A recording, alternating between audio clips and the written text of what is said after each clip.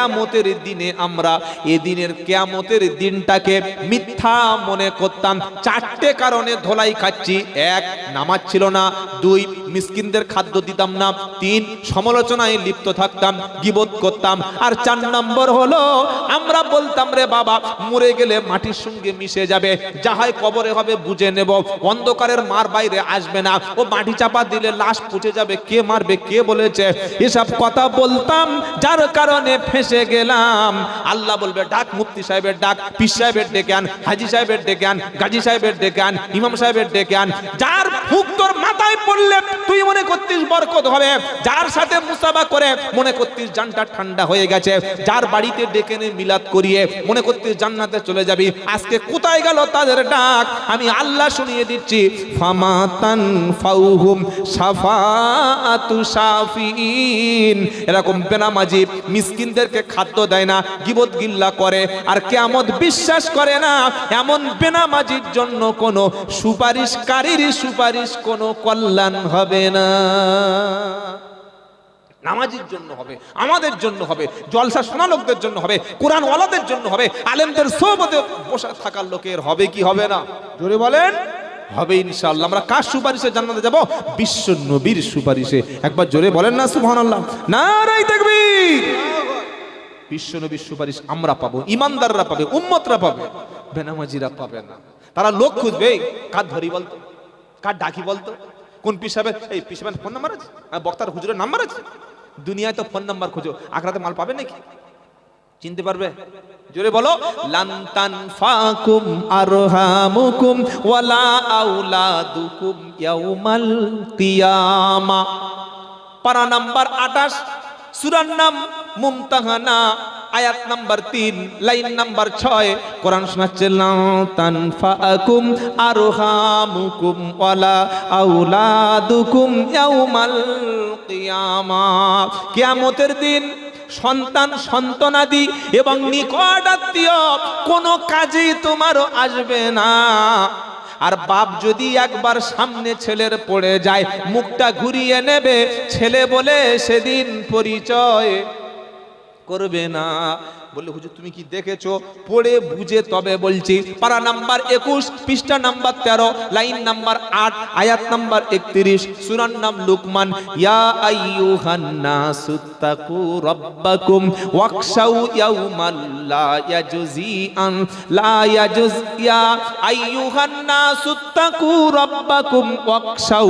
আল্লাহ পাক বলছে, হে বিশ্বাসী বান্দারা, বিশ্বাসী হে আমার মানুষ যারা, বান্দা যারা, তোমরা শোনো, কিয়ামত দিনকে ভয় করো আর বিচারের দিনকে ভয় করো। লা ইয়াজজি ওয়ালিদুন আও ওয়ালাদিহি ওয়ালা মাউলুদুন হুয়া জাজিন আও ওয়ালিদিহি শাইয়া। বাপ সেদিন ছেলের কোনো কাজে আসবে না, ছেলে সেদিন বাপের কিয়ামতে সামান্য কাজে সেদিন আসবে না। মা ভাই সবাই শুধু ছুটবে, সবাই খালি পালিয়ে যাবে। বললে পালানোর কথা কোথায় এলো? কোরআন বলছে ওযু করে সূরা আবাসা খোলো, ইয়াউমা ইয়াফিরুল মারউ মিন আখিহি ওয়া উম্মিহি ওয়া আবিহি ওয়া সাহিবাতিহি ওয়া বানিহি লিকুল্লি ইমরিইম মিনহুম ইয়াউমা ইদিন শাআনুই ইগনি। 30 পারা সূরা আবাসার 34, 35, 36, 37 নম্বর আয়াতে আল্লাহ পাক শুনিয়ে দিচ্ছে, ইয়াউমা ইয়াফিরুল মারউ মিন আখিহি। কিয়ামতের দিন তোমার কাছ থেকে ভাই তোমাকে ফেলে রেখে পালিয়ে যাবে। ওয়া উম্মিহি, মা জন্ম দেওয়া ছেলেকে ছুটে রেখে পালিয়ে যাবে। ওয়া আবিহি, পিতা তার সন্তানকে রেখে পালিয়ে যাবে। মানুষ মনে করবে বাপ গেল, ভাই গেল, সব যখন চলে গেল, আপন স্ত্রী কখনো ছাড়বে? কি মনে হয়? সংসার থেকে, বাপের সংসার থেকে আলাদা হয়ে গেছি, মাকে খেতে দিই না, ভাইয়ের সংসারে নাই, আমি খাবো, আমি খাটবো, আর আমি আর আমার বউ দুজনে, আর কোনো ঝামেলা হবে? হ্যাঁ না বলেন? সংসার থেকে লোক আলাদা কেন হয় বলেন? কথা বলে না কেন হয়? খাটবো আর খাবো, বাপের দেখবো না, মার দেখবো না, ভাইয়ের দেখবো না, বোনদের ঝামেলা নাই, কোনো সমস্যা নাই, 200 টাকা ইনকাম করবো, 200 টাকা খাবো। এখন ঝামেলা, বড় সংসার ঝামেলা বেশি। ইনকাম করলে বোনের দাও, ভাইয়ের দাও, ছোট ভাইটা ডাক্তার দেখাও, মার কখনো গ্যাসের ওষুধ কিনে দাও, বাপের কখনো ওই প্যারাসিটামল কিনে, কত রকমের জ্বালা। বাবা সংসার আলাদা করে না, কোনো ঝামেলা নেই। আর ঝামেলা আছে? আল্লাহ বলছে এই তোর হিসাব তো খুব পাকা। কি বুঝলেন? ভাই চলে গেছে, মা চলে গেছে, বাপ চলে গেছে, তুই মনে করছিস তুই আর তোর বউ না, তুই আর তোর বউ। স্বামী ডেকে বলবে বিবি কত ভালো বেঁচেছিলিস, দেখো সেই সব ছবি আছে না নাই বলো ফোনের গ্যালারিতে, ফোনের স্ক্রিনের উপরে।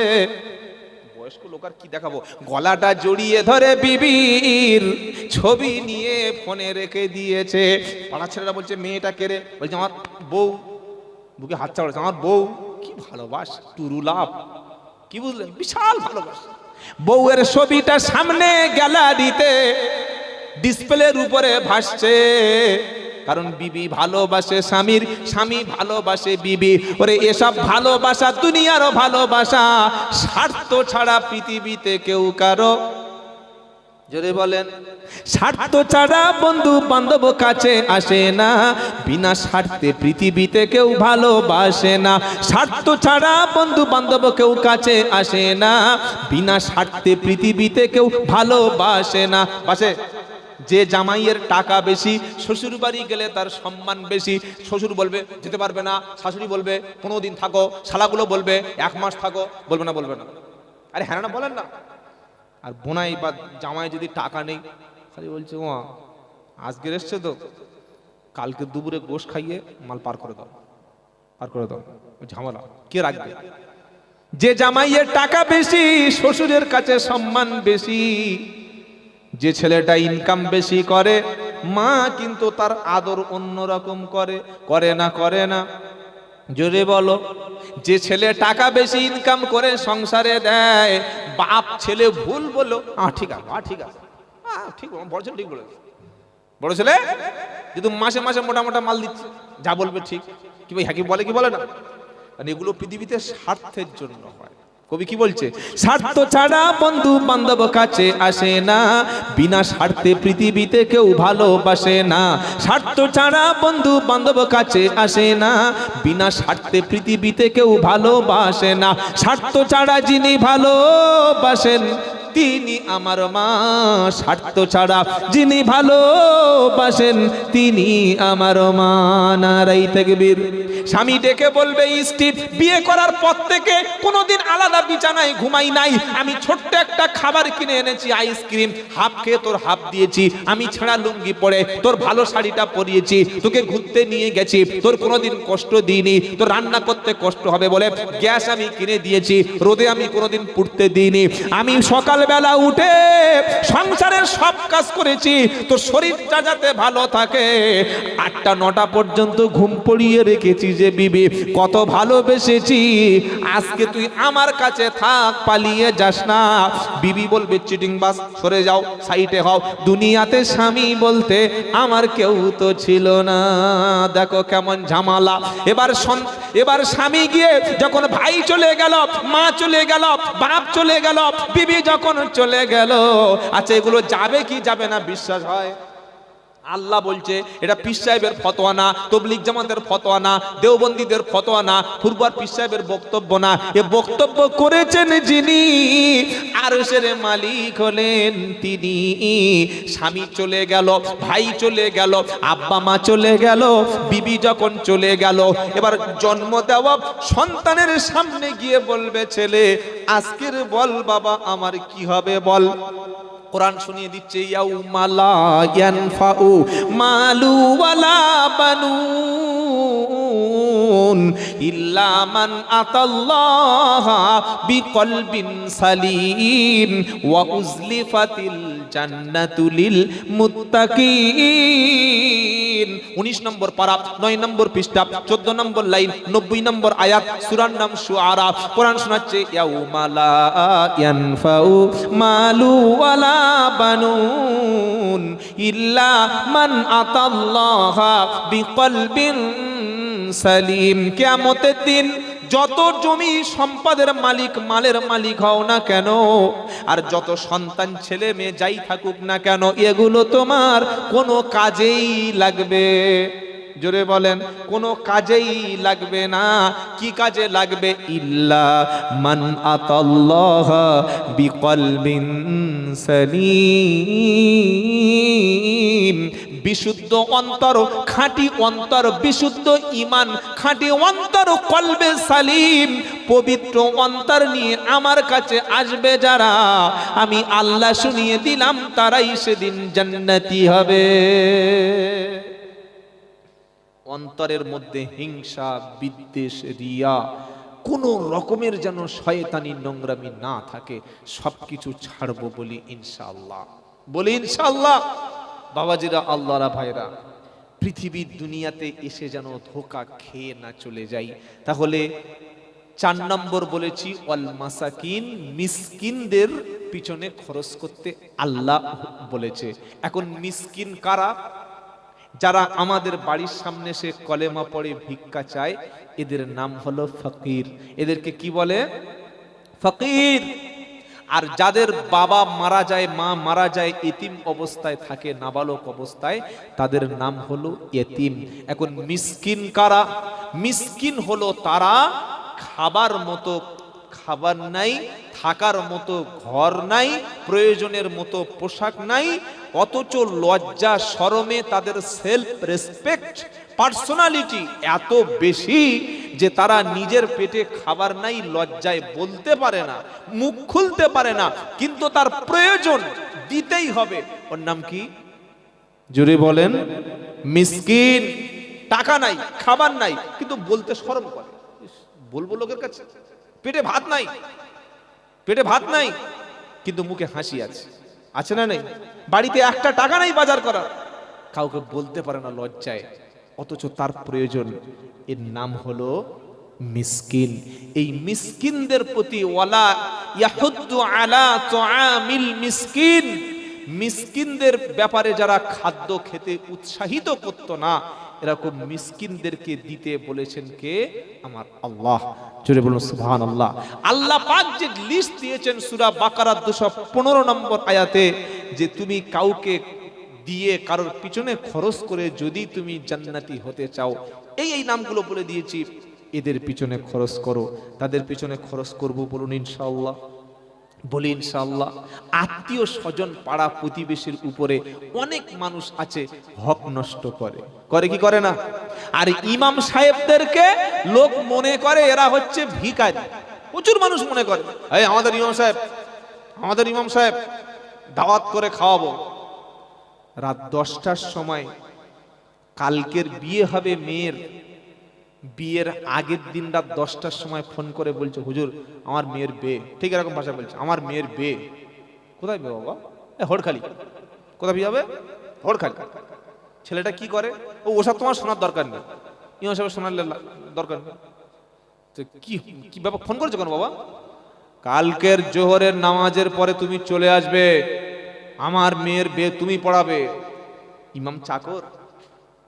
বলেন, ইমাম কি কাজের লোক নাকি মেথর, যে আমার পায়খানার চেম্বার ভর্তি হয়ে গেছে এসে মানলে চলে যাবে? আপনার বাড়ির মিলাদ, বাড়ির দোয়া, বাড়ির সোয়াবরেসানি, বাড়ির সমস্যা, বাড়ির মেয়ের বিয়ে, বাড়ির ঝামেলা, আপনি ইমামের কাছে দায়বদ্ধ আছে, আপনার তাগাদা আপনার। আপনি ঈশার নামাজটা মসজিদে পড়ুন, সবার সামনে ইমামকে রকম, হুজুর এদিকে এসে, হুজুর কি ছাগল না পাবলিক সার্ভেন্ট? আপনি একজন ইমামকে বলছেন এদিকে এসো, ইমামকে আপনি বলতে শিখুন। প্রচুর মানুষ ইমাম সাহেব তুমি বলে, তুমি তুমি কি ভাই? ইমামকে আপনি বলুন, আপনি আপনি আপনি। ঈশার নামাজ পড়ে সবাই চলে গেছে, ইমাম সাহেবের কামরা আছে না? আছে না? নাই? হ্যাঁ না বলে না? ইমামের রুম আছে না মসজিদে? সিঁড়ির তলায় মানে রাখি, এটাই তো আমাদের সম্মান, সিঁড়ির তলায় থাকা মানে বিশাল সম্মান, এটা হচ্ছে আমাদের অবস্থা। ওখানে গিয়ে আসসালামু আলাইকুম, হুজুর ক্ষমা করবেন, সবাইকে বলতে বলতে ব্যস্ত ছিলাম, বলতে পারিনি। আগামীকাল আমার বাড়িতে একটা মূল্যবান কাজ, দোয়া হোক, খতম পড়া হোক, আর সবরেসানি হোক, আর মেয়ের বিয়ে পড়ানো হোক, বিয়ে ঠিক করে ফেলেছি, আপনার সঙ্গে মাশওয়ারা করতে পারিনি, দয়া করে কিছু মনে করবেন না। মসজিদ থেকে কয়েকজন যাবে, জোহরের নামাজ পড়ে আপনি কি একটু যেতে পারবেন? আপনি একটু যেতে পারবেন, এটা বলা কেমন? আর হুজুর আপনি আসবেন যাবেন, দুটো এক। একটা হচ্ছে অনুরোধ আর একটা হলো অর্ডার। একটা হচ্ছে অনুরোধ আর একটা হলো অর্ডার। আলেমকে, ইমামকে, সাধারণ আওয়াম একজন আলেমের অর্ডার দেওয়ার ক্ষমতা কবে থেকে পেল? যেদিন থেকে পেয়েছে সেদিন থেকে মুসলমানদের এই দুরবস্থা হয়ে গেছে। ইমামকে মনে করে মুরগি জবাই করার জন্য, ছাগল জবাই করার জন্য, মিলাদ করানোর জন্য। হুজুর বাড়িতে মিলাদ, দোয়া করে দাও। তুই দোয়া কি বলবি রে? দোয়া করে দাও। দোয়া করে দাও মানে কখন দোয়া করলে ভালো হবে সেটা ইমাম ঠিক করবে। নতুন ঘর চেপেছেন, কি করবেন তাড়াতাড়ি বলেন। নতুন ঘর চেপেছেন, কি করবেন বলেন? কি করবেন? মিলাদ দেবো, তাই তো? এই মিলাদ দেবো তো? কথা বলেন না। আজকের মিলাদ দেবো, হুজুর কোরআন পড়ে খতম পড়ে দোয়া করবে, আর কালকের ওই ঘরে নাপাক অবস্থায় শুয়ে থাকবো, গোসল করবো না, নামাজ পড়বো না, গান চালাবো, এলসিডি লাগাবো, কোরআন পড়াবো না, নোংরা ছবি দেখবো, ছবিতে ভিতরে দেয়াল ভরিয়ে দেবো, ওই ঘরের মধ্যে যত রকমের নোংরামি সব চলবে। পরে যখন ঘরের মধ্যে কোনো সমস্যা হবে, কি দোয়া করলো, আমার ঘরে ভূত যায়নি। আরে তুই তো নিজেই ভূত, তুই যাবে কিভাবে? নিজেই মাল ভূত হয়ে আস। ওই ভাষা বলছে ভূত যায়নি। বাবাজিরা, আল্লাহওয়ালা ভাইরা, কোরআনের একটা সূরা আছে যে সূরার নাম হলো সূরাতুল বাকারা, একদম সূরা ফাতিহার পরের সূরা। আলিফ লাম মিম যালিকাল কিতাবু লা রাইবা ফীহি হুদাল লিল মুত্তাকিন আল্লাযীনা ইউমিনুনা বিল গায়বি ওয়া ইউকিমুনাস সালাতা ওয়া মিম্মা রাযাকনাহুম ইউনফিকুন ইলা আখির আয়াত। এই সূরা বাকারাটা কমপক্ষে 2 পৃষ্ঠা 3 পৃষ্ঠা সন্ধ্যার পরে পড়ুন, সকালবেলা পড়ুন। আপনি না পড়তে পারলে আপনার বাচ্চাকে শিখিয়ে এনে পড়ান, আপনার মেয়েকে পড়তে বলুন, আপনার স্ত্রীকে পড়তে বলুন। বিশ্বনবী সাল্লাল্লাহু আলাইহি সাল্লাম বলেন যে বাড়িতে সূরা বাকারা তেলাওয়াত হবে, আলিফ লাম মিম যালিকাল কিতাবু লা রাইবা ফীহি, এই সূরাটি তেলাওয়াত হবে, জিন খবিস দুষ্টু জিন এই বাড়িতে উকি পর্যন্ত মেরে দেখবে না। নারায়ে তাকবীর। আর যেদিন ঘর চাপার মিলাদ হবে, রান্না করতে করতে শুশুর করে বিড়ি টানছে, এমাল আছে না নাই? যারা মিলাদ শুনতে গেছে, সকাল থেকে কেউ নামাজ পড়েনি, ফজরের নামাজ পড়েনি, পেশাব করে পানি নেয়নি, মিলাদে যেই বলছে রব্বানা, 200 লোকের আইটেম 300 লোক ওভার হয়ে গেছে। বাড়ির ইমাম সাহেব বলছে হুজুর তাড়াতাড়ি মিলাদটা খতম করে দাও, আজ লম্বা দোয়া করো না, পাতা শেষ, এখনো মাল আসছে। তাস খেলতে বলছে চল চল চল চল চল, সলেমানের বাড়ি মিলাদ হচ্ছে, খেয়ে আসবো, চল। হ্যাঁ, বড় বড় গোশ। কি হারামি দেখেছো? বিনা দাওয়াতে মাল কোঁত কোঁত করে খেয়ে চলে যাচ্ছে। আল্লাহর নবী সাল্লাল্লাহু আলাইহি ওয়াসাল্লাম বললেন, বিনা দাওয়াতে যারা খেতে আসে, চোর হয়ে ঢুকলো আর ডাকাত হয়ে, জোরে বলেন, বার হলো। চোর হয়ে ঢুকলো, ডাকাত হলে বার হলো। বিয়ে বাড়িতে মেয়ের বাপের সঙ্গে ছেলের বাপের কথা হয়েছে, ও ভাই আমার বংশটা খুব বড়, আমরা ফেরাউনের বংশ, কি বুঝলেন? তো কতজন আসবে? 120। কজন আসবে? মেয়ের বাড়িতে ছেলের পক্ষ থেকে 120 জন আসবে। 120, সর্বনাশ, কি বড় বংশ আল্লাহই জানে, কি বুঝলেন? আর হিসাব করে বিয়ের দিন যেতে যেতে গুনতে গুনতে 180 হয়ে গেছে। 180। তো 180 হয়েছে, তুই সকালবেলা ফোন করে বলবি না মেয়ের বাপকে যে ভাই কিছু মনে করো না, বলতে বলতে একটু বেশি বলে ফেলেছি, তো 60 জনের জন্য এক্সট্রা রান্না করো। বলা উচিত ছিল কি ছিল না? 120 জন বলে 180 জন চলে গিয়েছে। 120টা ডিম, মাংসের পিস 2 পিস করে 120 করেছে, সবকিছু ক্যাপাসিটি 120। 180 জন গেলে অপমান করা হলো না, হলো না? যদি বলেন, এ তো একেবারে জুলুম করে হারামির মতো হারাম খেয়ে চলে আসলো। এসে তার পরের দিন মেয়ের বাপকে বাড়িতে এনে ডেকে যে খাওয়ানোটা সুন্নাত ছিল, ওটার নাম হচ্ছে ওলিমা। ওলিমাটা সুন্নাত ছিল। আমরা মেয়ের বাড়িতে গিয়ে খেয়ে আসি, ছোট লোক কোনোদিন মেয়ের বাপকে ডেকে খাওয়াই না। কিন্তু বিশ্বনবী সাল্লাল্লাহু আলাইহি সাল্লাম জয়নাব রাদিয়াল্লাহু তাআলা আনহাকে যেদিন তিনি বিয়ে করেন, নিজে খাসি জবাই করে 300 সাহাবাকে তিনি হুজুর পাক সাল্লাম খাইয়েছিলেন। সুবহানাল্লাহ বলেন। তাহলে আমরা মেয়ের বাড়িতে খেয়ে আসলাম, কিন্তু মেয়ের বাপকে সেদিন বলে আসার দরকার ছিল না যে বেই বা ভাই খেয়ে গেছে 120 জন, অত ক্যাপাসিটি আমার নেই, আপনারা তো 50টা লোক যাবেন। এটা ওলিমা, এটাই বরকত ছিল, এটাই সুন্নাত ছিল। সুন্নাত ছেড়ে দিয়ে 150 লোক খেয়ে এসে বলে হুজুর দোয়া করে দাও, হুজুর খুতবা পড়ে দাও, তোমার খুতবার দোয়া হচ্ছে, রব্বানা যালামনা, আল্লাহ মেয়েটাকে ছেলেটাকে বরকত দাও, তাদের সংসারে শান্তি দাও, আল্লাহ তাদের ভালো ভালো সন্তান দান করো। ইমাম সাহেব 3 মিনিট কেঁদে দোয়া করলো। ইমাম সাহেবের ধারণা ছিল বিয়ে পড়িয়েছি মানে অন্তত মিনিমাম 500 দেবে, এক তো 3000 টাকা মাইনে। ইমাম সাহেবের কত টাকা মাইনে আপনাদের ইমামের? 8000। বাহ মাশাআল্লাহ, খুব খুশি হলাম। 4000 5000 টাকা মাইনে। ইমাম সাহেবের দোয়া করানো হয়ে গেল। বিয়ের পরে ইমাম সাহেব বসে আছে কাকের মতো চেয়ে। এবার ছেলের বাপ বলছে খেজুর বার করো, খোরমা দাও, বরকত আছে। ইমামের বরকতটা কবে দেখবে বলো? ইমাম যে দোয়া করল তোমার ছেলে তোমার মেয়ের জন্য কমপক্ষে 500 টাকার নোট একটা হাতে গোপনে দিয়ে দরকার ছিল মাওলানা, আপনি ছেলে এবং মেয়েটার ইজাব কবুল করালেন, বিয়েটা পড়িয়ে দিলেন, তাদের বরকতের জন্য দোয়া করলেন। আপনি 500 টাকা রাখুন, বেশি দিতে পারলাম না। এটা পারিশ্রমিক নয়, এটা ছিল হাদিয়া, এটা ছিল খুশি মনে। এটা পেলে ইমাম সাহেবের অন্তর থেকে দোয়া হতো, তোমার 6 মাস পরে মেয়ে আর ঘরে কেঁদে এসে ঢুকতো না। কথা মনে থাকবে ইনশাআল্লাহ। বলছে হুজুর খুব সময় কম, আসরে গিয়ে দেখা করব। তুই নামাজ পড়ি, তুই আসরে মসজিদে যাবি?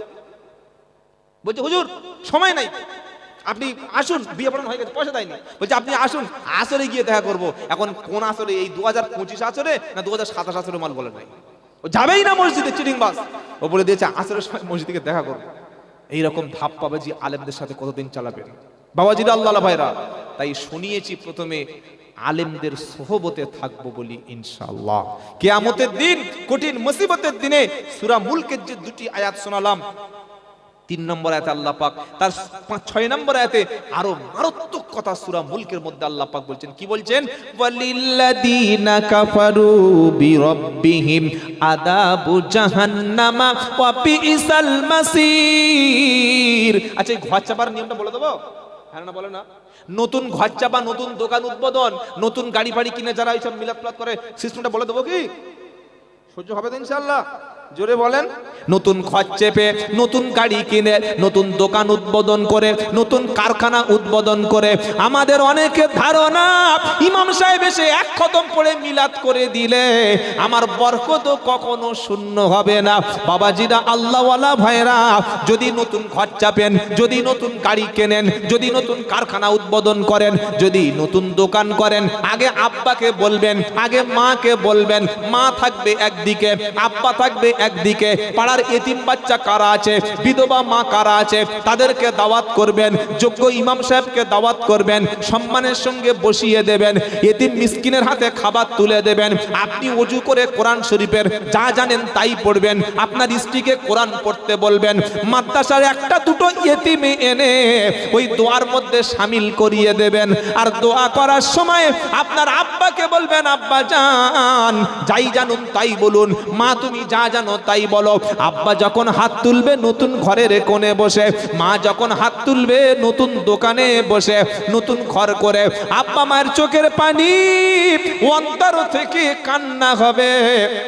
ওটা ভেজাল পানি না, ওটা টাকার পানি না, ওটা মানির পানি না, ওটা কোনো নকল পানি না। আব্বা জান যখন বলবে রব্বানা, ছেলে কষ্ট করে দোকান করেছে, ছেলে কষ্ট করে ঘর বানিয়েছে, আল্লাহ গো আমার ছেলের উপরে তুমি বরকত দাও। নবী বললেন সালাসু দাওয়াতুন মুস্তাজাবাত লা শাক্কু ফিহিন্না, 3 জন ব্যক্তির দোয়া আল্লাহর দরবারে 100% কবুল হবে, কোনো রকমের সন্দেহ নাই। তার মধ্যে প্রথম হচ্ছে দাওয়াতিল ওয়ালিদ, বাপমার দোয়া সন্তানের জন্য। 2 নম্বর মাজলুমের দোয়া। 3 নম্বর মুসাফিরের দোয়া। ওরে দোয়া নিয়ে যদি ঘরে নতুন ঢুকতে চাও, আগে তুমি বাপকে দোয়ার মজলিসে হাতটা তুলতে বলো, মাকে হাত তুলতে বলো। নতুন দোকান করে সবার দাওয়াত করেছে, মিলাদ হচ্ছে, খালি বাপ মা দোয়ার মজলিসে নাই। এ দোয়া প্যান্ডেলের উপরে ওঠার সম্ভাবনা নাই। বাবাজিরা, আল্লাহওয়ালা ভাইরা, ওই ঘর চাপার সময় আব্বা আম্মাকে দাওয়াত করে, ইয়েতিম মিসকিনকে দাওয়াত করে, আর নিজে এক খতম কোরআন পড়বেন। বলি ইনশাআল্লাহ। নিজে ক খতম কোরআন? জোরে বলেন। এক খতম। বললে হুজুর আমি তো কোরআনই জানি না, তা খতম করব কি করে? হ্যাঁ বাবাজিরা, আল্লাহওয়ালা ভাইরা, সূরা ইখলাস জানা আছে না নাই? জোরে বলেন। কুল হু আল্লাহু আহাদ আল্লাহুস সামাদ লাম ইয়ালিদ ওয়া লাম ইউলাদ ওয়া লাম ইয়াকুল লাহু কুফুয়ান আহাদ। এটা জানে না জানেন না বলুন। এটা জানি কারা কারা? একটু হাত তুলি, নারাই তাকবীর। সর্বনাশ, এতগুলো লোক কোরআন জানে? বাবা মাশাআল্লাহ। সূরা ইখলাস 3 বার পড়লে ক খতম? জোরে বলো। এক খতম। নিজের ঘরে নিজের দোকানে বসে সূরা ইখলাস কুল হু আল্লাহু আহাদ 3 বার পড়ুন। বউকে বলবেন, এই বউ পড়া কত বড়। ছেলের বলবেন এক খতম, মেয়ের বলবেন এক খতম, ভাইয়ের বলবে এক খতম। আব্বা আম্মা পড়ো, আর দোয়া করবে মা, দোয়া করবে আব্বা। ওই বাড়িতে আল্লাহর রহমত বরকতটা হবে। নিজে কোরআন পড়ে না, সকাল থেকে গাঁজা টেনে বিড়ি টেনে, সকাল থেকে নাপাক অবস্থায় গোসল নাই, দোয়ার সময় রুমাল শিকনি মোচা মাথায় চালিয়ে দিয়ে বলছে হুজুর ছেড়ে দাও, ছেড়ে দোয়া করো। আর আমি দেখলাম বড় কারখানা, 10টা মেশিন চলবে। এখন যদি ভালো করে একটা দোয়া পিষিয়ে করতে পারি, মিনিমাম 2000 ঝাড়বে। কি বুঝলেন? একদম টেনে দোয়া করে দিয়েছি। আল্লাহর নবী সাল্লাল্লাহু আলাইহি ওয়াসাল্লাম বললেন, শোনো, তোমার বাপ মার দোয়াটা আল্লাহর কাছে প্রথমে অগ্রাধিকার পাবে। লা শাক্কু ফিহিন্না, এ ব্যাপারে কোনো ডাউট নেই। আমার নবী বলে দিয়েছে, সেটা তুমি মানতে পারলে না? না, সেটা মানতে পারলে না? প্রচুর মানুষ আছে নতুন গাড়ি কিনে হুজুরকে গাড়িতে বসিয়ে বলে, হুজুর স্টার্ট দিয়ে শুরু করে দাও। কেন? কারণ ইমাম সাহেবরা হুজুররা গাড়িতে বসে স্টার্ট দিয়ে দোয়া করে দিলে ও গাড়ি অ্যাক্সিডেন্ট। জোরে বলেন। ও গাড়ি অ্যাক্সিডেন্ট সকলে বলেন হবে না। ইমাম সাহেব হুজুরের হাতের চাবিটা প্রথম পিকআপটা পাকালে অ্যাক্সিডেন্ট হবে না। তাই যদি হতো তাহলে ইমাম সাহেব, বক্তা সাহেব, আলেমরা রোড অ্যাক্সিডেন্টে মরে কেন? কি ভাই, মরে কি মরে না? আলেমদেরকে ডাকুন, কিন্তু দোয়াটা আপনি নিজেই করবেন না, নিজেই চাইবেন না। নিজের কান্না সবসময় নিজে কাঁদতে শিখুন। সারা জীবন আমরা ভায়া করে ভাড়া করে লোককে এনে কাঁদালাম। কোরআন শুনিয়েছে, কাঁদতে যদি হয়, চাইতে যদি হয়, বলতে যদি হয়, নিজে কাঁদো। নিজে কাঁদবো। নিজের কান্নাটা সবচাইতে সহজ। আচ্ছা, প্রথমেই বলেছি, আর একবার বলছি, একটু সকলে নড়ে চড়ে সামনের দিকে আসুন আর জিকির করুন, লা ইলাহা ইল্লাল্লাহ। ফাঁকা জায়গাগুলো একটু আসুন। জানি ঠান্ডার সময় বসলে উঠতে হবে, একটু আসুন। লা ইলাহা ইল্লাল্লাহ, লা ইলাহা ইল্লাল্লাহু মুহাম্মাদুর রাসূলুল্লাহ সাল্লাল্লাহু আলাইহি ওয়াসাল্লাম। কাঁদার সবচাইতে উপযুক্ত সময় কখন জানা আছে? কাঁদার সবচাইতে উপযুক্ত সময় হলো শেষ রাত্রিবেলা। নারাই তাকবীর। আর আমরা কি করি? দিনের বেলা হুজুরের পাশে, হুজুর বাঁচাও, এত কান্না কাজে হুজুরের বউ ছাদের পথে নেমে কি হয়েছে, কি মা মরে গেছে? বলছে না না, হুজুরের কাছ থেকে দোয়া নিতে এসেছি। কি করতে এসেছি? দোয়া নিতে এসেছি। আল্লাহ পাক বলছে, নবী সত্য জিনিসটাকে উম্মতের সামনে পেশ করো। দোয়া নিতে হুজুরের কাছে নয়, বরং আজ থেকে নিয়ত করি দোয়া নিতে মসজিদে যাব বলি ইনশাআল্লাহ। ওটা কোন টাইম? শেষ রাত্রিবেলা। টাইমটা কখন? তাহাজ্জুদে। ওয়া মিনাল লাইলি ফাতাহাজ্জাদ বিহি নাফিলাতাল লাক আসা আই ইয়াবআসাকা রাব্বুকা মাকামাম মাহমুদা। 15 পারা 8 পৃষ্ঠা 13 লাইন 78 নম্বর আয়াত সূরা বানী ইসরাইল। আল্লাহ পাক বলছেন, নবী আপনার উম্মতের জন্য আমি আল্লাহ এই নামাজটা রোজাকে অতিরিক্ত বানিয়ে দিলাম, নফল বানিয়ে দিলাম। সকলে ঘুমাচ্ছে, ওদের সমস্যা নাই, ওদের সংসারে অভাব নাই, ওদের দুঃখ কষ্ট নাই, কিন্তু তোমার কষ্ট বেশি, তোমার ছেলে বিপদে, তুমি আছো মুসিবতে। তুমি রাত্রেবেলা ওঠো, কোন সময়? শেষ সময়। তাতাজাফা জুনুবুহুম আনিল মাদাজি'i ইয়াদউনা রাব্বাহুম খাউফান ওয়া তামা ওয়া মিম্মা রাযাকনাহুম ইউনফিকুন। 21 নম্বর পারা 15 নম্বর পৃষ্ঠা 7 নম্বর লাইন 16 নম্বর আয়াত, সূরার নাম সাজদা। আল্লাহ পাক বলছে রাত যখন গভীর হবে, তোমার পিঠটা, তোমার চেহারাটা অটোমেটিক বিছানা থেকে আল্লাহর জাহান্নামের ভয়ে আল্লাহর জান্নাতের আশায় উঠে যাবে। উঠে ওযু করে 2 রাকাত নামাজ পড়ো, আর নামাজ পড়ে সিজদায় গিয়ে কেঁদে তুমি আল্লাহকে বলো, বলবো ইনশাআল্লাহ। জোরে বলেন। দোয়া নিতে হুজুরের বাড়ি, দোয়া নিতে বক্তার বাড়ি, দোয়া নিতে ইমাম সাহেবের কাছে গিয়ে পায়ে পড়ি, কিন্তু আমাদের সৃষ্টিকর্তা মালিক যিনি, দোয়া ডাইরেক্ট শোনে যিনি, তার কাছে আমরা চাইতে পারি না। কেন পারি না? আমি গুনাহগার, আমি পাপিষ্ট, আমি দাড়ি চাচা, আমি হারামখোর, আমি সুদখোর। আল্লাহ মনে আমার ঝেড়ে ফেলে দেবে, আল্লাহ দোয়া নেবে না। না বন্ধু না, পাপী বান্দা যখন নিজের ভুলটা বুঝতে পেরে নিজে যখন কাঁদে, এই গুনাহগারের হাতটা আমার আল্লাহ বেশি পছন্দ করে। জোরে বলুন সুবহানাল্লাহ। বললে হুজুর গুনাহগারের হাতটা আল্লাহ বেশি পছন্দ করে, কে বলেছে বলো তো? কোরআন শোনাচ্ছে, ইয়া ইবাদি আল্লাযীনা আসরাফু আলা আনফুসিহিম লা তাকনাতু মির রাহমাতিল্লাহ ইন্নাল্লাহা ইয়াগফিরুদ দুনুবা জামিআ ইন্নাহু হুয়াল গফুরুর রহিম। 24 নম্বর পারা 3 নম্বর পৃষ্ঠা 9 নম্বর লাইন 53 নম্বর আয়াত, সূরা জুমার। আল্লাহ বলছেন নবী বলুন, ইয়া ইবাদি, ও আমার বান্দা, বান্দা হব ইনশাআল্লাহ দোয়া করার জন্য, পাপী পাপ ক্ষমা করার জন্য। পাপী হয়ে আছি পৃথিবীতে, এই পাপটা যদি ক্ষমা করাতে চাই তো শর্ত হচ্ছে আগে তোমাকে বান্দার মধ্যে শামিল হতে হবে। কার মধ্যে? ফর্ম ফিল আপ করলে তবে তো মাল রেশন পাওয়া যাবে। রেশন কার্ড না থাকলে রেশন আসবে? হ্যাঁ না বলে না? ঘর এসছে, এখন সব ঘর দিচ্ছে না পাড়ায়? দিচ্ছে কি দিচ্ছে না? ঘর দিচ্ছে।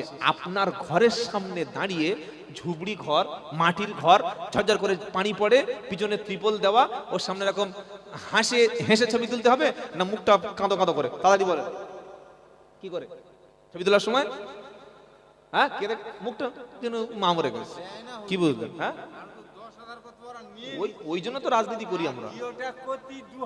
মাশাআল্লাহ মাশাআল্লাহ বাবাজিরা, আল্লাহ ভাইরা, ঘর হবে আখিরাতে, ঘর পাবে। যারা দুনিয়ায় ঘর কেড়ে নিচ্ছে, আল্লাহ তাদের ঘর দেবে না।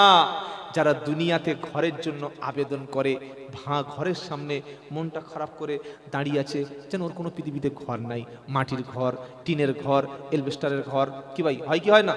ঘরের সামনে দাঁড়িয়ে ছবি তুলে Aadhaar card, PAN card, ration card, তারপরে ওই কি বুঝলেন ব্যাংকের অ্যাকাউন্ট, ওটা জমা দিয়ে ঘরের আবেদন করতে হয়।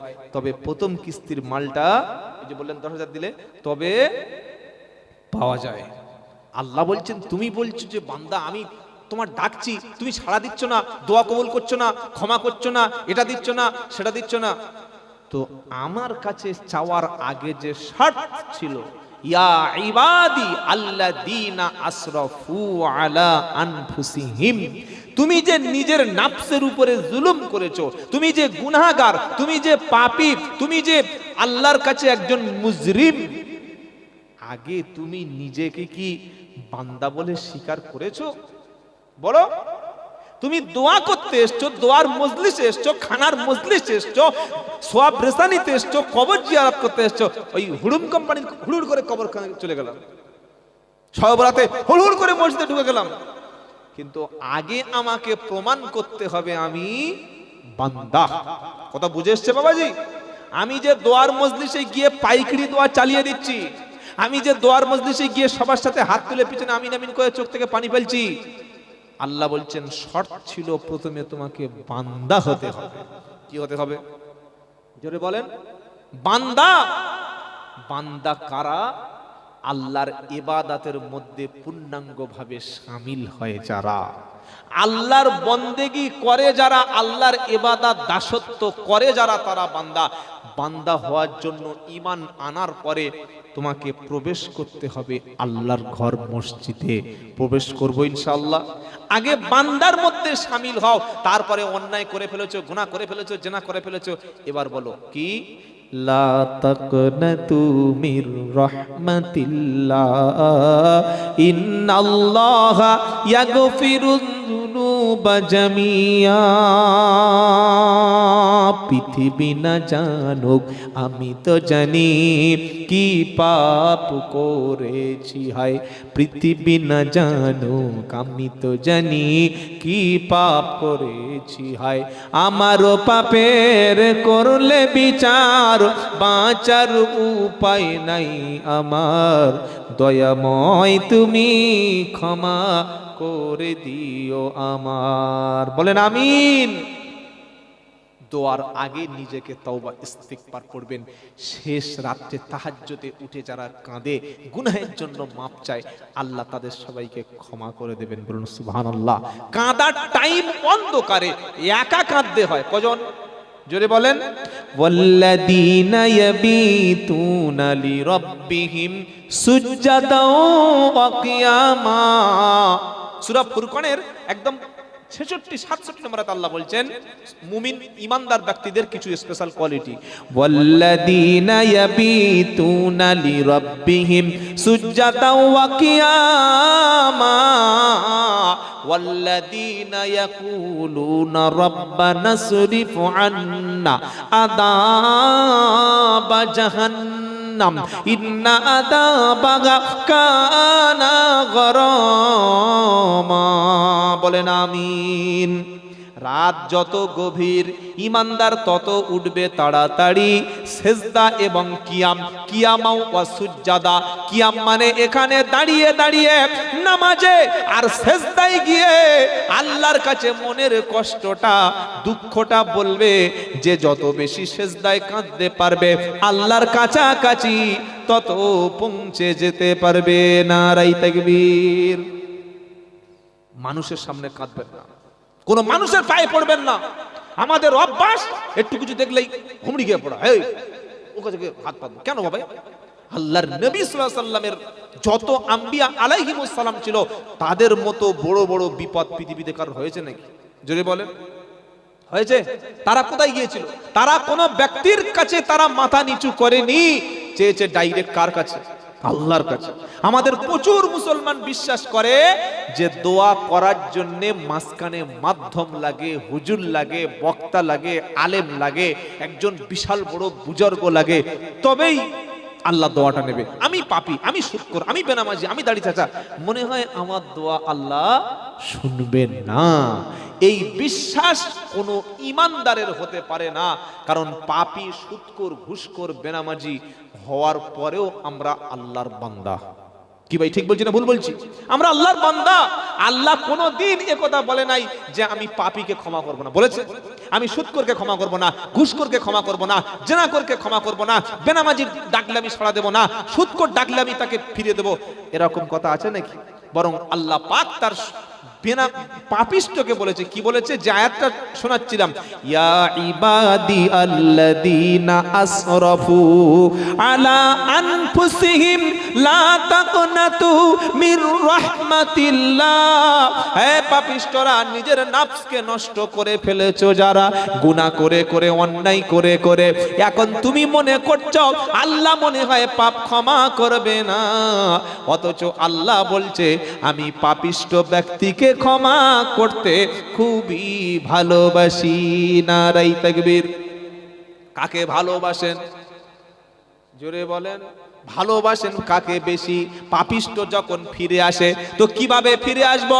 কোরআন শোনাচ্ছে, ওয়াল্লাযীনা ইযা ফাআলু ফাহিশাতান আও যালামু আনফুসাহুম যাকারুল্লাহ ফাস্তাগফারু লিযুনুবিহিম ওয়া মান ইয়াগফিরুদ যুনুবা ইল্লাল্লাহ ওয়া লাম ইউসিররু আলা মা ফাআলুহু ওয়া হুম ইয়ালামুন। নারাই তাকবীর। আচ্ছা, একটা লোকের বিরুদ্ধে খুনের মামলা আছে, ও লুকিয়ে বেড়াবে না বুক ফুলিয়ে বেড়াবে? তাড়াতাড়ি বলুন, কি করে বেড়াবে? লুকিয়ে জামিন নেওয়ার চেষ্টা করবে, করবে না? করবে না? ও যদি জামিন না নেয় যে কোনো মুহূর্তে পুলিশ ধরে চাঙ্গরা করে তুলে নিয়ে যাবে। কি ভাই, এটা নিয়ম তো? জোরে বলেন।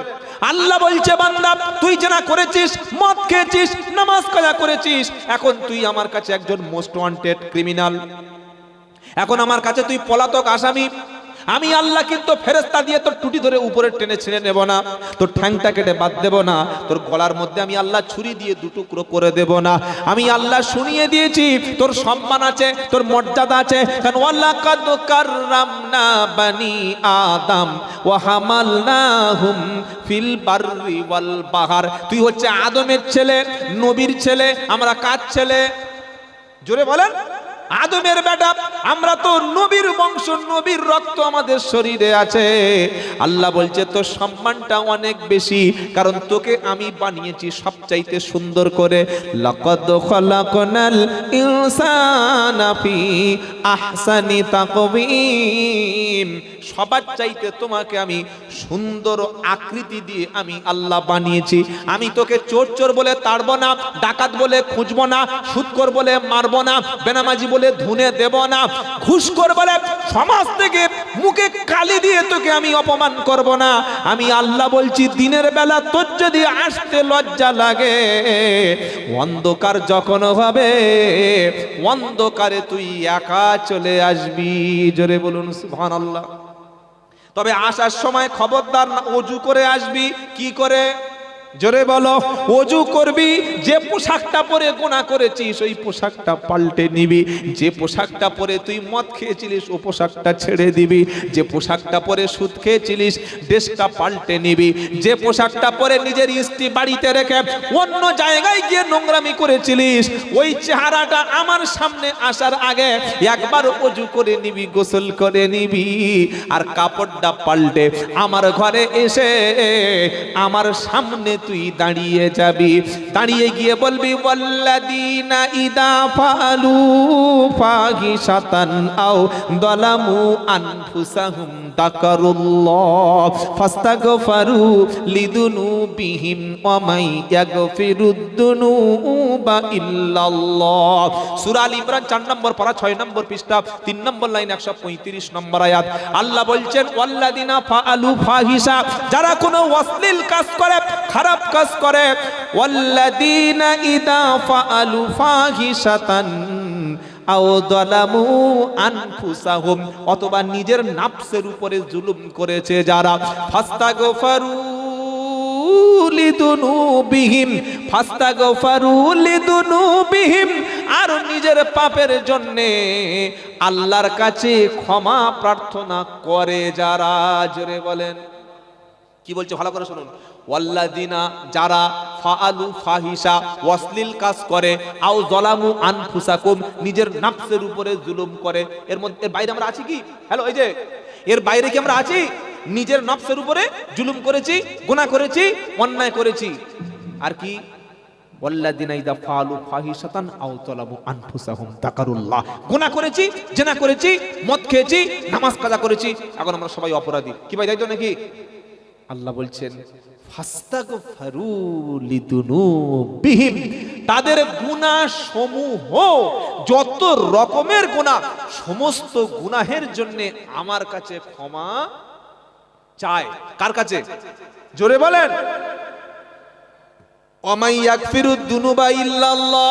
আল্লাহ বলছেন, গুনাহ আমি ছাড়া কে আর ক্ষমা করতে পারি বল? তোর আর কেউ আছে? আর কোন মালিক আছে? আর কেউ রহমান আছে? আর কেউ রহিম আছে? আর কেউ গফফার আছে? আর কেউ গফুর আছে? আমি আল্লাহ ছাড়া অন্য কেউ গুনাহ ক্ষমা করতে পারে না। তো আমার কাছে বলবি যেন কাউকে গোনা শোনাবি না। জোরে বলুন সুবহানাল্লাহ। কাঁদবি আমার কাছে বলবি, বললা হুজুর যদি তওবা করি আল্লাহ কি করবে বলো?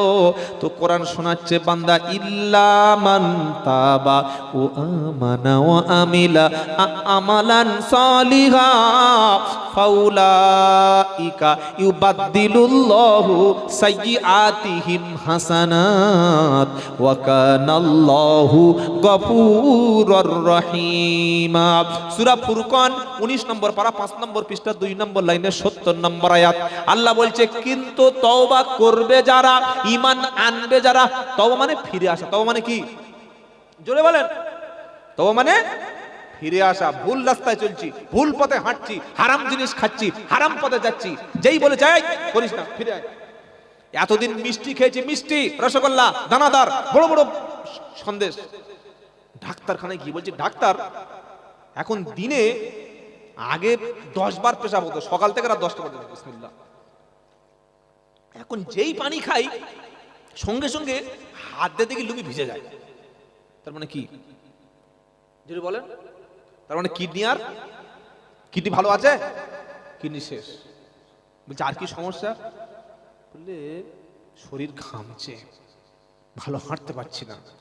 আগে মাথায় মাটি ফাটি নিয়ে রাস্তায় কত কাজ করতাম, এখন রাস্তায় উঠলে মাথা ঘুরে পড়ে যায়, খালি দোয়া ইউনুস পড়ি। ডাক্তার বলছে দেখুন আপনার সমস্যা খুব গভীর, সমস্যা খুব ক্রিটিক্যাল কেস। আর যদি কোনো ডাক্তার বলে দেয় ক্রিটিক্যাল কেস, এর তখন রোগ আরো ডবল হয়ে যায়। যাবে না? যাবে না। যে ডাক্তাররা লোকের সর্বনাশ করবে ভাববে, প্রথমে এমন ভয় ধরিয়ে দেবে না, ওতেই করে 10 বছর হায়াত কমে যাবে। সর্বনাশ, এতদিন আসনি, এত বড় বাড়ি করে ফেলেছ, সবে এলে, তোমার বাঁচানো কঠিন হবে। এটা শুনলে যে কোনো রোগীর কি হবে? হার্টের যে স্পন্দন, হার্টবিট বেড়ে যাবে। আর মেয়েদেরকে যদি একবার শোনানো হয়েছে তোমার ভিতরে জটিল রোগ আছে, ও শেষ। কি বুঝলেন? এমনি মেয়েদের মনটা পুঁটি মাছের মতো ছোট, বুঝলেন? এরা গুনুনির কাছে আবার বেশি যায়। গুনুনি, হ্যাঁ, হাত দেখায়, আছে না? শাশুড়ি আগের মতো এখন আর ভালোবাসে না, ছুটে সে গলাবাড়ি বাজার চলে গেছে, বুদোখালি চলে গেছে, কচিয়ামারা চলে গেছে, ক্যানিং সেই পিসাবের দরবার আছে না, মোস্তান হুজুরের দরবার আছে কি আছে না? হ্যাঁ, মস্তানি হুজুর, মোস্তান হুজুর নয়, বলে মস্তান হুজুর। কোনদিন মোস্তানি করে? মাস্তানি সুদ্দিন রহমতুল্লাহ আলাইহি। তো গিয়ে বলছে হুজুরের নাতিপুতি সব আছে, গিয়ে বলছে হুজুর হাতটা একটু দেখবে। জানলা বাতে গিলে বাতে হাত ঢুকে বসে, বুঝলেন? কি আছে হাতে?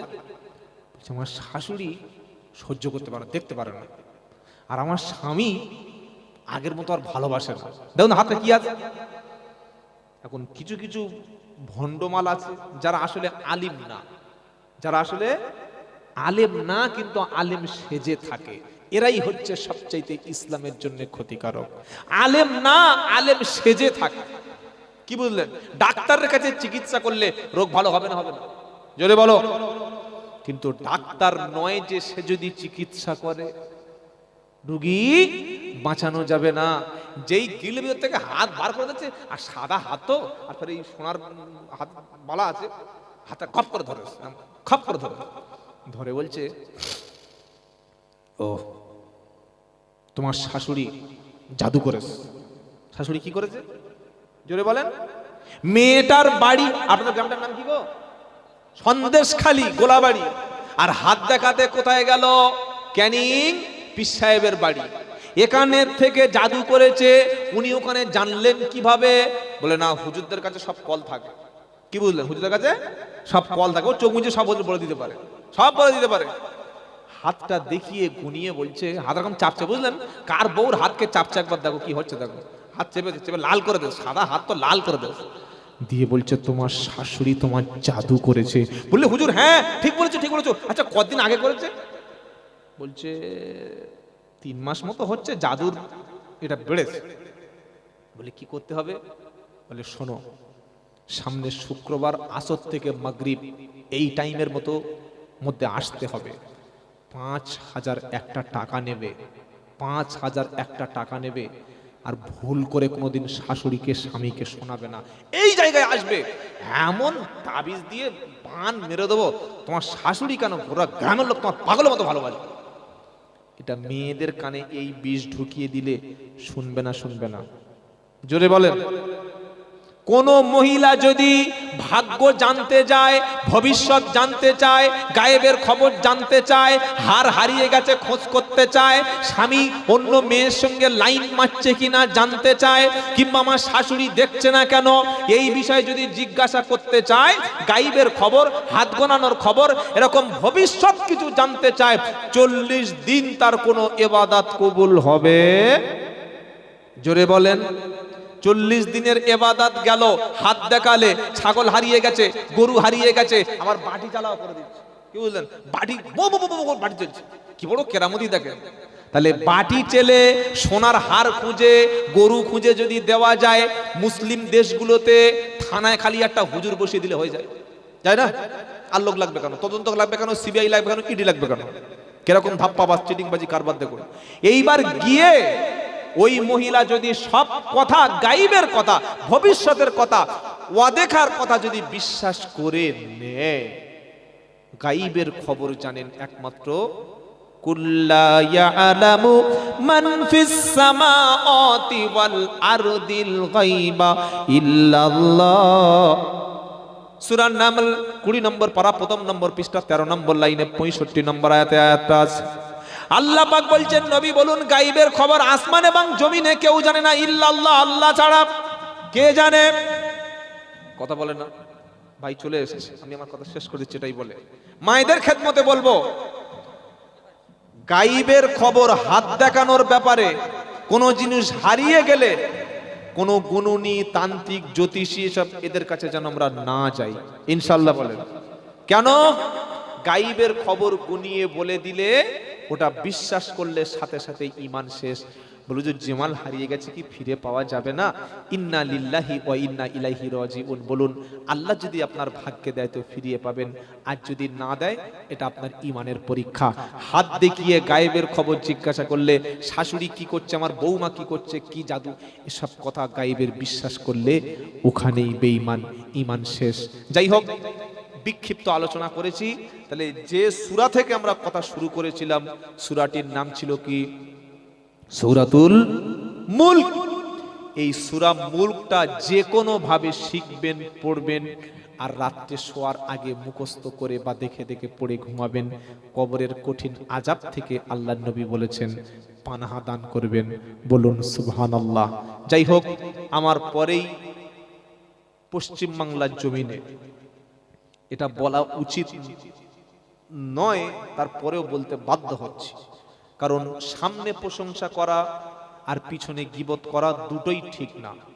কিন্তু আমার ভাই বন্ধু জনাব হযরত মাওলানা সাদ্দাম হোসেন সাহেব, নামটা শুনতে পাচ্ছেন তো? কি আর নতুন করে বলতে হবে নাকি? জানেন তো, নতুন করে বলার দরকার নেই। মরহুম মাওলানা আমজাদ সাহেব রহমতুল্লাহ আলাইহি, যার ক্যাসেট, যার কথাগুলো আজও আমাদের কানে বাজে। কি ভাই, ঠিক বলছি না ভুল বলছি? আমরা তো সুবিধাবাদী মাল, যেখানে যেরকম সেরকম বক্তব্য করে সুশুর করে টাকা নিয়ে বার হয়ে যায়। কিন্তু পশ্চিম বাংলার জমিনে যত হাক্কানি বক্তা ছিলেন, তার মধ্যে আমজাদ সাহেব রহমতুল্লাহ ছিলেন, গোলাম আহমদ মুক্তা সাহেব তিনিও ছিলেন। বড় বড় মানে যারা হকের উপরে হক কথাগুলো বলতে ভালোবাসতেন। ও কে মাত্র ভালো, ওসব দেখা দরকার নাই। সেই রক্ত ভাইয়ের শরীরে আজ জনাব হযরত মাওলানা সাদ্দাম হোসেন সাহেব আপনাদের সামনে এসেছেন, খেদমতে কথা পেশ করবেন। আমি গুনাহগার, যা কিছু বলেছি, যেগুলো কোরআন সুন্নাহ অনুযায়ী, যেগুলো হক, আল্লাহ যেন আগে আমাকে, পরে আপনাদেরকে আমল করার তৌফিক দেন। বাকি কথাগুলি ভাই বলবেন। আল্লাহ যেন কোরআনের মজলিসটাকে কবুল করে নেন, আর আমরা যেন প্রত্যেকদিন সূরা মুলক তেলাওয়াত করতে পারি, এই তৌফিকটুকু দান করেন। সকল একবার দেখি জোরে তাকবীর দিন, দেখি শয়তান কোন দিক থেকে পালা। একবার দেখি নারায়ে তাকবীর। জোরে হয়েছে মুরব্বি? এই লোক বলছে জোরে হয়নি, মানে পাওয়ার বাড়াতে হবে। নারায়ে তাকবীর। গোলাবাড়ির আওয়াজ এরকম হয় না। বেঁধে বললে ধরে নিয়ে চলে আসবে, বাঁধতে বললে জয় করে চলে আসবে গোলাবাড়ির লোকেরা, তাই তো? নারায়ে তাকবীর।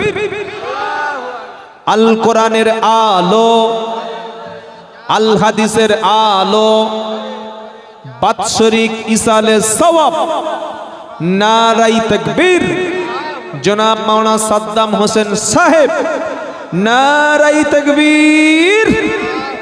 খবরদার, খুব পেশাব পায়খানা লেগেছে শুধু তারাই উঠবেন, আর একটু চা বিড়ি যাদের অভ্যাস আছে খেয়ে সুরসুর করে এসে পড়বেন, ব্যাস। আসসালামু আলাইকুম ওয়া রাহমাতুল্লাহি ওয়া বারাকাতুহু। এই মাইকটা লাগে।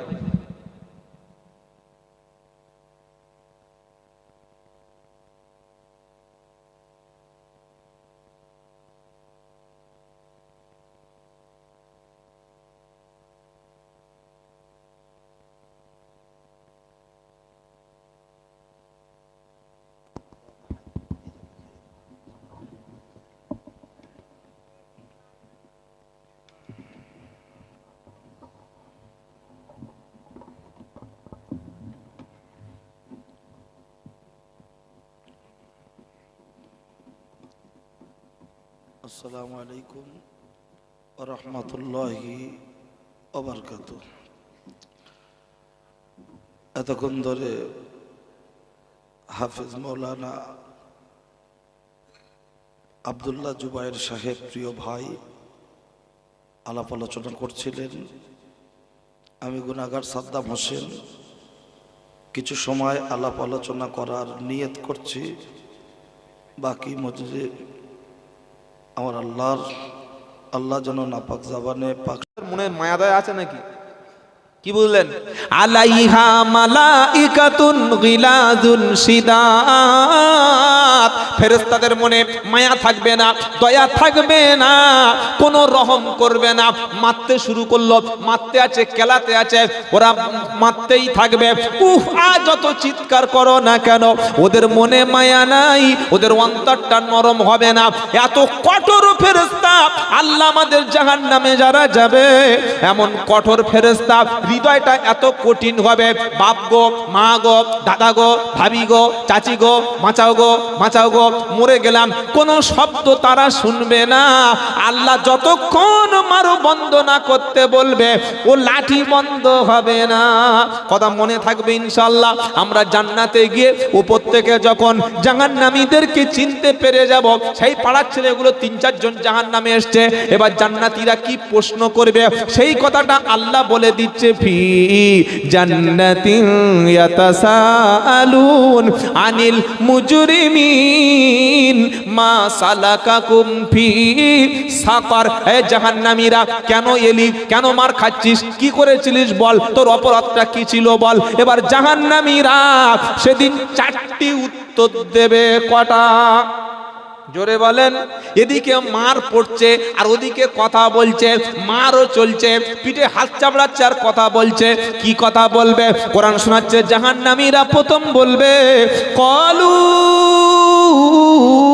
লামনাকু মিনাল মুসাল্লিন। ভাই রে ভাই, টাকা ছিল, পয়সা ছিল, জমি ছিল, সম্পদ ছিল, বিবিটা ভালো ছিল, বংশ ভালো ছিল, শুধু নামাজ না পড়ার কারণে ফেঁসে গেলাম। কিসের কারণে?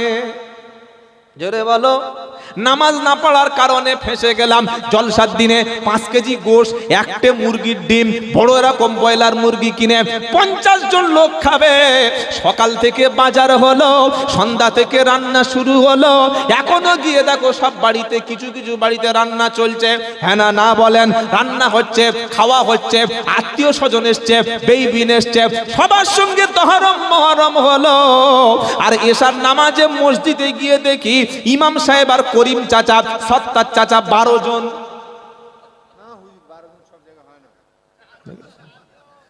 কজন?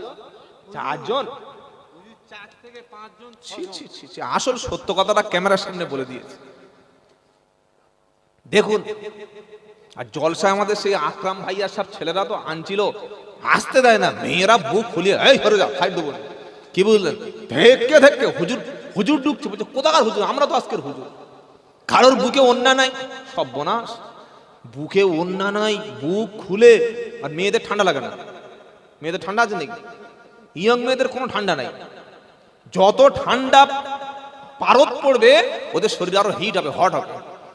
বুকে ওন্না নাই, গায়ে শুধু একটা গেঞ্জি পরে খালি জলসা করছে, খালি বলছে নাম্বার নাম্বার নাম্বার।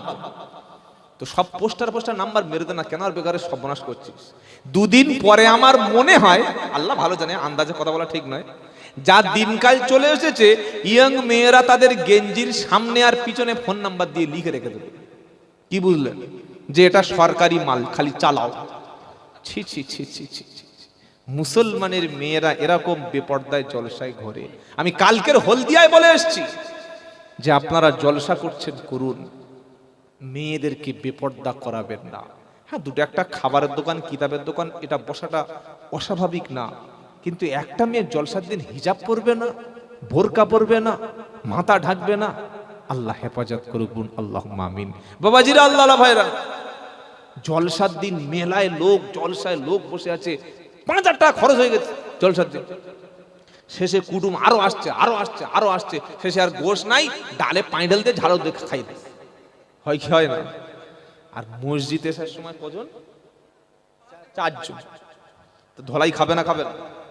তুমি আমার 300 টাকা কেজির গোশ খাবে, মুসারির ডাল খাবে, বড় ব্রয়লার মুরগি খাবে, পুকুরের বড় রুই মাছ খাবে, আর নামাজটাকে পড়বে। তুমি তো জলসার দিন এসছো শুনবে বলে, মুরগি খেয়েছো, আর বলছে আমার সুগার। কি বুঝলেন? আমি নিরামিষ, নিরামিষ বলে মুরগি খাচ্ছি, খেয়ে চলে গেলে।